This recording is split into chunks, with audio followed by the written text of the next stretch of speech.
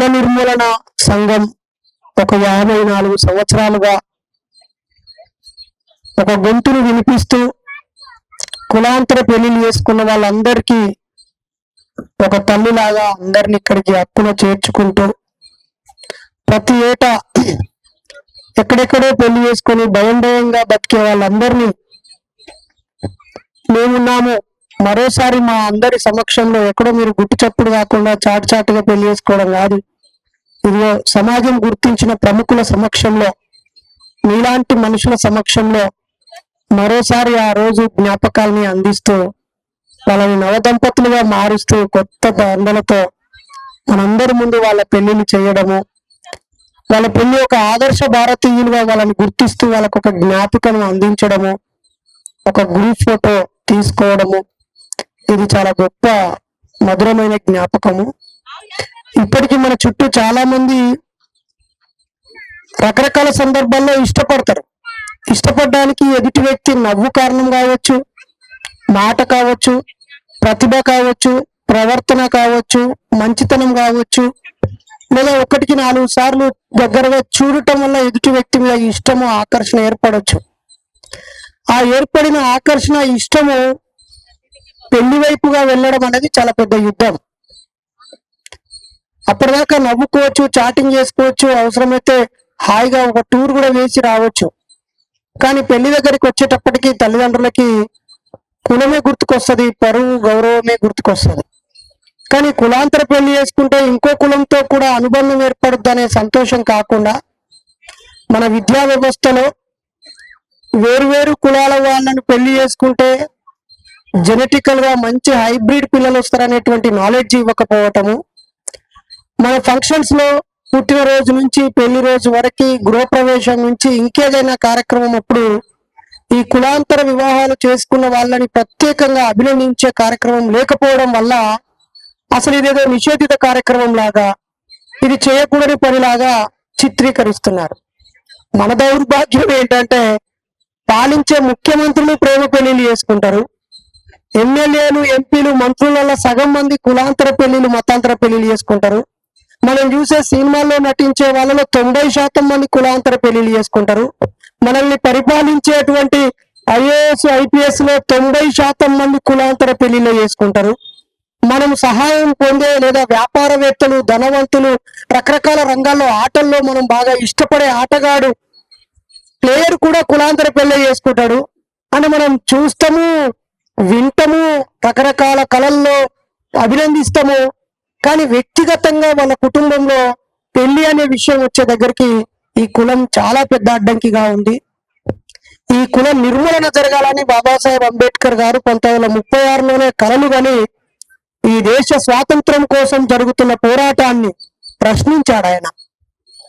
ఈ దేశ స్వాతంత్రం కోసం జాతీయ కాంగ్రెస్ అనే ఒక పార్టీ ఏర్పడి ఈ దేశానికి స్వాతంత్రం ఎందుకు కావాలి, ఎలా కావాలి అని పోరాటం చేస్తున్నప్పుడు ఇంకోవైపు ఇది నాటకము, బూటకము, విప్లవం రావాలి అని పిడికిలు బిగించి ప్రాణాలను త్యాగం చేయడానికి సిద్ధపడి ఒకవైపు ప్రగతిశీల పోరాటాలు జరుగుతుంటే ఇంకోవైపు వినతి పత్రాలు ఇస్తూ, ధర్నాలు చేస్తూ, నిరసనలు తెలియజేస్తూ, సహాయ నిరాకరణ చేస్తూ స్వాతంత్రం కావాలని ఒకవైపు పోరాటం జరిగితే అదే సందర్భంలో సాంఘిక విప్లవం రావాలని చెప్పి మరొక పోరాటం కూడా జరిగింది. ఆ సాంఘిక విప్లవం జరగకుండా ఇక్కడ స్వాతంత్రం వచ్చినా స్వాతంత్రం నిలబడదు, అది నాటకంగా, బూటకంగా, 3 నాళ్ళ ముచ్చటగా కాలగర్భంలో కలిసిపోతుంది తప్ప ఈ దేశం సమిష్టిగా ఉండదు, ఐకమత్యంతో ఉండదు, అభివృద్ధి చెందదు, ఇక్కడ విజ్ఞానానికి, మానవత్వానికి, మంచితనానికి స్థానం ఉండదని ఆ రోజుల్లోనే స్పష్టంగా చెప్పారు. బాబాసాహెబ్ అంబేద్కర్ కుల నిర్మూలన పుస్తకం కాదు, ఆయన ఒక ప్రసంగంలో రాసిండు. ఈ దేశంలో ఇంతకాలం ఇది ఒక దేశం కాదు, ఆయా రాజ్యాల చేతిలో ఆయా ప్రాంతాల్లో ఎవరు బలవంతులైతే వాళ్ళు రాజ్యాన్ని స్థాపించుకొని వాళ్ళ సొంత చట్టాలను రూపొందించుకొని వాళ్ళ సొంత నియమాలు పాటించారు. ఈ క్రమంలో ఈ దేశానికి ముస్లింలు వచ్చి వాళ్ళు కూడా రాజ్యాన్ని స్థాపించారు. ఆ తర్వాత క్రైస్తవులు వచ్చారు, బ్రిటిష్ వారు, పోర్చుగీస్ వారు, డచ్ వారు, ఫ్రెంచ్ వారు, ఇంగ్లాండ్ నుంచి రకరకాల దేశాల నుంచి, యూరోప్ నుంచి ఇక్కడికి వచ్చారు. కానీ ఇక్కడ సాంఘిక మార్పు జరగలేదు, ఇక్కడ సమాజము చీలిపోయి ఉన్నది. దీనిని మనం సమూలంగా నిర్మూలించకపోతే, దీన్ని కాపాడే హైందవ ధర్మాన్ని పూర్తిగా తుదముట్టించకపోతే ఇక్కడి ప్రజలు సౌభ్రాతృత్వాన్ని, సోదర భావాన్ని, తోటి మనిషిని మనిషిలాగే చూస్తాను అనే మానవత్వాన్ని పెంపొందించకపోవడం వల్ల ఈ సంఘం పుట్టి 54 ఏళ్లుగా గొంతు వినిపించాల్సిన అవసరం వస్తుంది. ఎంత సిగ్గుమాలిన విషయం అంటే నిన్నటికి నిన్న వాట్సాప్ లో వచ్చింది. ఏదో ఒక గుడిలో దగ్గరుండి అక్కడ ఎమ్మెల్యే గుడి లోపలికి వెళ్లే అవకాశం కల్పించారట, ఆయనకు పాలాభిషేకం చేస్తారు.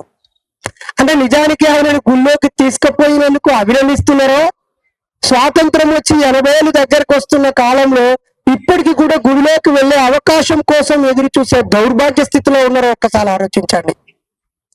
ఎప్పుడో 1925లో మనిషికి డబ్బు కన్నా, జ్ఞానము తెలివితేటల కన్నా స్వయం గౌరవం ముఖ్యమని 100 సంవత్సరాల క్రితం పెరియర్ ఈ రామస్వామి చెప్పాడు. ఈ స్వయం గౌరవాన్ని విలువ తెలియక మనిషికి ఒక విలువ ఉండాలి, ఆ విలువే ముఖ్యము. జేబులో డబ్బు లేకపోయినా, ఖరీదైన బట్టలు లేకపోయినా, వెనకాల ఆస్తిపాస్తులు లేకపోయినా, ఏది లేకపోయినా మనిషికి ఉండే గౌరవం కావాలని ఒక పోరాటం జరిగింది. మన దౌర్భాగ్యం ఏంటంటే మన దేశంలో నువ్వేదన్నా మాట్లాడు, నీ మతం గురించి మాట్లాడు, వెరీ గుడ్, వెంటనే నీకు అభినందిస్తాడు, మనీ శాంక్షన్ కూడా చేస్తారు. నువ్వు ఒక గుడి కట్టు, చర్చి కట్టు, మసీదు కట్టు, ప్రజలందరూ ఆమోదిస్తారు. అసలు సంబంధం లేని కొత్త మతాన్ని తీసుకురా, యాక్సెప్ట్ చేస్తారు.